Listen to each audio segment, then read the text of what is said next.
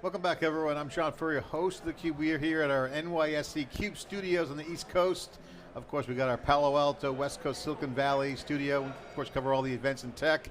This is where all the action happens in Wall Street, bringing tech and Wall Street together. This is part of our NYSE Wired and theCUBE partnership with Crypto Trailblazers, the series where we're highlighting all the leaders plowing the fields, blazing the trail in crypto infrastructure, decentralized infrastructure, and then bringing in the new era of the economy, complete transparency, efficiency, all the same things that's kind of going on with AI. We're excited to have a host and founder of the Thinking Crypto podcast, Tony Edwards here, who's also been podding a lot of the experts as well.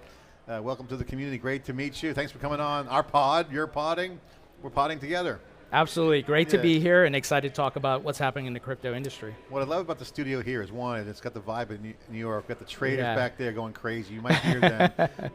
It's about that time of year, and the market with this 20 more minutes, the market closes, they go crazy. So it adds to the vibe, right? Next 10 minutes, it's going to be crazy. That's the old way of doing it. The crypto way is completely silent. Yes. It's happening on chain.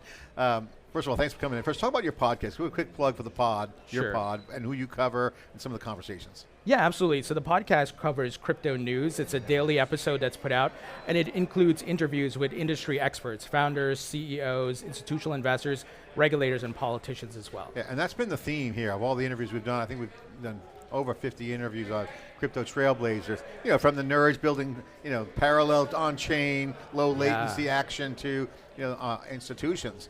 But the mainstreaming has been the big story. The climate in the US is not hostile. Right. It's somewhat of a tailwind, not full tailwind, but it's better than a hurricane headwind. But now the institutional adoption. What are you seeing? What are you hearing from your community? What are the experts telling you? Are they leaning in hard? Are they kind of like putting their toe in the water? What's the sentiment? What are you seeing on your end? They are all in. I think about Larry Fink, BlackRock CEO. Just yesterday, he put out a letter to investors, and in that letter, he talked about tokenization. He wants to put stocks, bonds, and other assets on the blockchain and democratize investing. And in order to do that, you have to have the blockchain in place.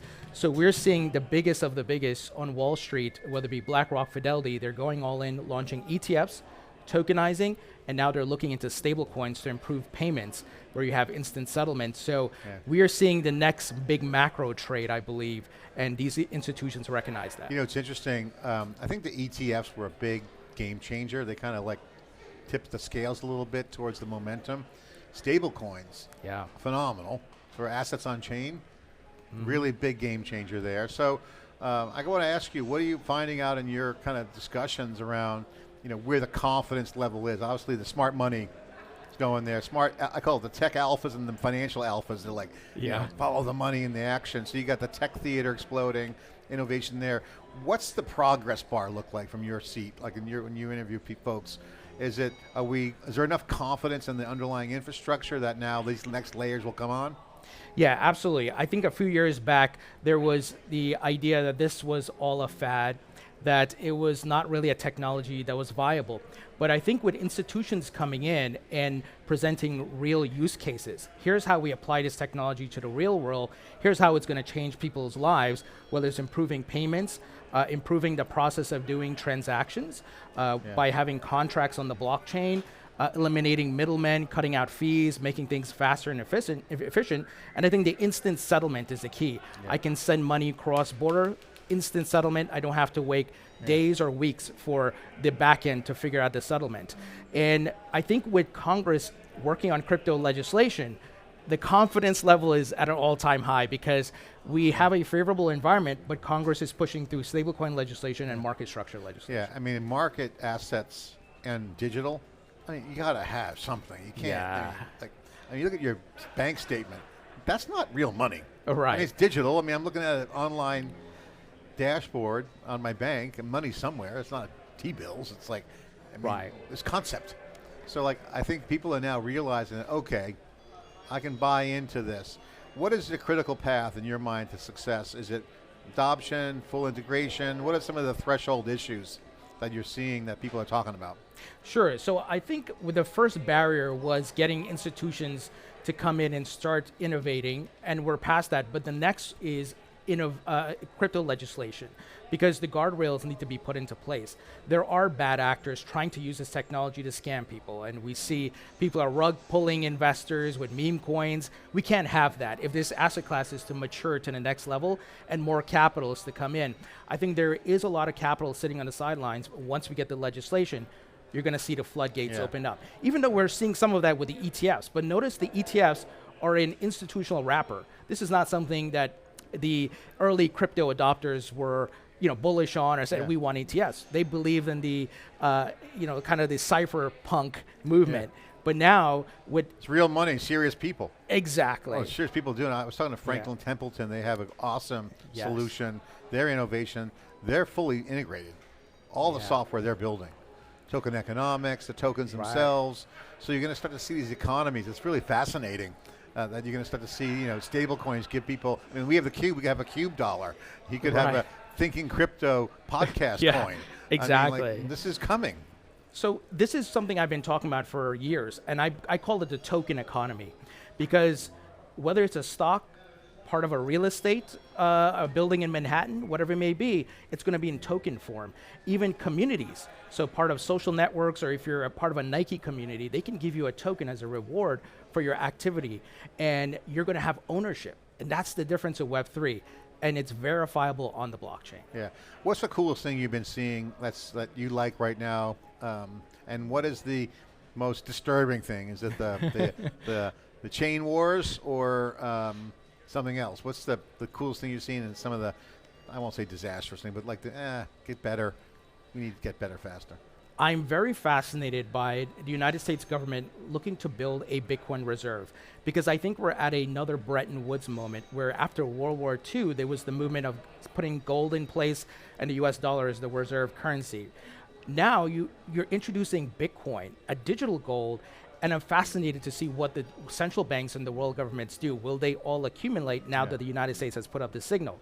Second, I think stable coins, in addition to improving payments, the fact that stablecoin issuers are now going to buy treasuries from the United States helps solve a problem of helping the United States maintain their world reserve currency status, because BRICS nations are trying to bypass the US dollar. So there's a geopolitical layer here. And then I would say tokenization. The fact that eventually I can tokenize my house and do some things on decentralized finance, and we know, we're way off from that. But the possibility. It's plausible, it's there. Yes. It's in the line of sight. Yes. It's a couple of lily pads away to hop to, basically. Exactly. And it just opens up secondary and tertiary markets. I, as an individual, can go to someone in Belgium, let's say, hey, I would like to take out a loan. Here's my collateral. Here's some tokens to my property. Give me a loan. And the settlement speed is the key. Exactly. This is where we're seeing this. I mean, I had one guest on theCUBE saying, this is pure capitalism, but it's all good. Yes. It's good capitalism. And because everything's transparent. Yes. And you got the efficiencies. So AI and crypto infrastructure are rhyming right now. Productivity, transparency, democratization, efficiency, new use cases. What's your take on that? What would you say, some things you might see that address that here? I'm a very big into technology, so I'm super passionate and excited about these things, even though there's a bit of a dystopian aspect to some of it, but I believe we're living in the fourth industrial revolution. And we saw in the early 1900s how the combustion engine, electricity, light bulb changed our lives. And I mean, look at what we're doing right now, right, as a result. With the internet, AI, blockchain, crypto, robotics, the world is going to look very different in 20 to 30 years. I think about my 7-year-old and the world she's going to live in. Maybe she's going to have a Tesla bot in her house. And how do you police the Tesla bot and AI agents? You need blockchain. And it's so funny how these technologies are converging, and they're going to change the way we do business. It's interesting. I want to get back to some of the innovations because I think Ethereum might have been a little bit too slow to address the latency issues. Solana came out of nowhere. Look what's happening there. We had the Ethereum folks on our Silicon Valley Crypto Trailblazers series. Whole Foundation was in town. Vitalik was in town for the first time in the U.S. in 4 years. He fled the jurisdiction. I didn't flee, he was outside the United States. But they're talking about working on faster stuff, but they just got crushed by a Bloomberg story this week around how dysfunctional that is, and then the performance numbers. Of course, Solana is piling on. So talk about the difference between those two, because there's different use cases. I mean, Solana hits the use cases for access, you and I want to start our own tokens. We can do that tomorrow. Yes. They got throughput. Ethereum more higher value, prices cost more on transactions. Right. But they're getting crucified right now. So is that warranted, or am I asking you to choose here? I mean, or give some perspective. Yeah. How should the market look at those two chains? Sure. I'm an ETH holder, so I'm feeling the pain right now. But I like to think of them as Ethereum is more for enterprises. And I'll give an example. Fidelity last week said, hey, we're going to launch a stablecoin. Guess which chain it's going to be on? Ethereum. We're going to start tokenizing a money market fund to follow in BlackRock steps. Guess where we're starting? Ethereum. So we're seeing institutional level adoption for Ethereum. And Solana is more of the retail, to your point, the fast, easy, cheap way of launching coins or doing certain transactions.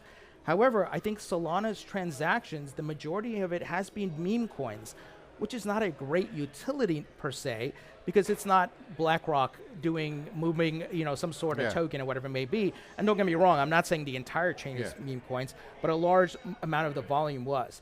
So I think Ethereum will catch up this cycle.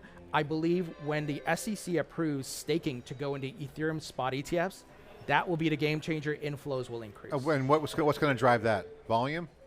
Yeah, because the possibility of holding the asset and getting the yield in the ETF, that's a great incentive. Right now, I'm not incentivized to buy the Ethereum ETF. Why? I can buy directly and stake and earn the rewards. I can't do that in the ETF right now. Yeah. And then also the gas too is like issues there. Yeah. It's interesting. I think they're not mutually exclusive. There's use cases for both chains. It's interesting to see how that goes. Now, I'll say one thing. I was talking to Dave Vellante about this, my co-founder and co-CEO of SiliconANGLE. Competition's good. Yes. So Ethereum, I think Ethereum got a little fire lit under their ass, like, hey, come on, guys. Absolutely. Get your shit together. We want performance. And I talked to a lot of folks. It's happening. So it's not like they're sitting on their hands. Right. They're just, the community's kind of like chill. Well, I guess that's my word. I shouldn't say it. I mean that in a very complimentary way.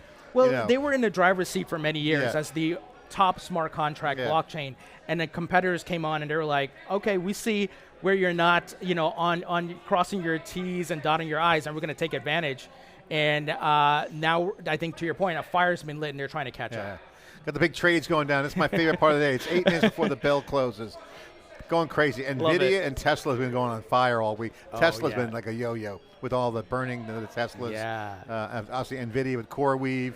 Let's see what's on the board today. Palantir, Tesla. Yeah, it's all a lot of Tesla, NVIDIA, Apple. Apple's up there. Wow, Apple options are going. So activity. It's all in the green, though. Yeah.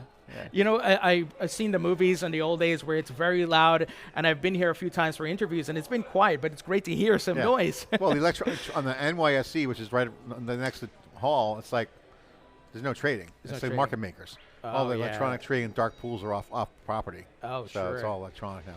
All right, cool. Well, it's great to have you on, Tony. Talk about the pod. How long you been podcasting? How many episodes you in? Who are some of your guests? Who listens to it? Give us a feel for the pod. Sure. So I got into crypto in 2016. I started the YouTube channel in 2017 as crypto was hitting, I think, one of its biggest bull markets ever.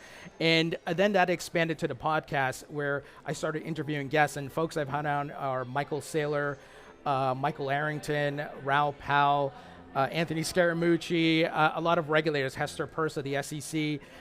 In addition to Chris Giancarlo, former CFTC chairman. I just interviewed earlier Bo Hines, who is the executive director for the Presidential Council Advisory Board for Digital Assets. Nice. Long title. And events you go to? So I try to attend the Bitcoin conference, Consensus, all the major crypto events, and in addition, the advocacy events in DC. So I was at the DC Blockchain Summit last week, headed up by the Digital Chamber. We had the most members of Congress at that event. The vibes were at all-time high. Awesome. Well, great to have you on my pod, and look forward to maybe someday coming on your pod. Absolutely, we'd love to have you with the Cube Coin. We were there for the ICO craze in 2018. We did Coin Agenda.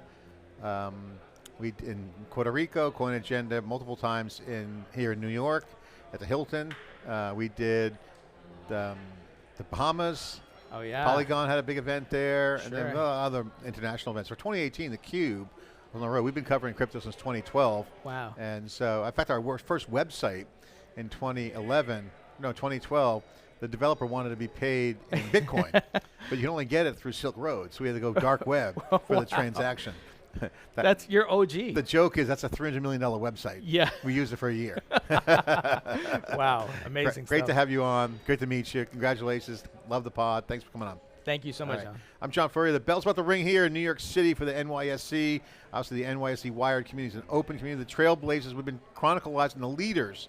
One, making it happen, newsmakers, decision makers, also the innovators, all making the new wave happen. The script will be flipping. We're here on the show floor.